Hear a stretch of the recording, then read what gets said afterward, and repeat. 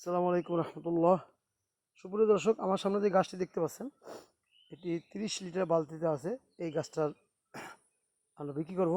এরকম অসংখ্য গাছ আছে, বালতি সেট আপ না, জিও ব্যাগ সেট আপ আছে, কালো বলি আছে বড় বড়।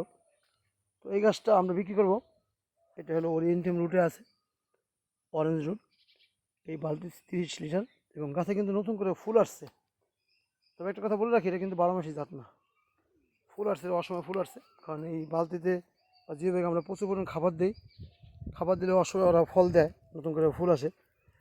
অনেক ফুল আসছে কিন্তু খেলবেন। এই গাছটা যারা পছন্দ হয় দাম করতে পারেন।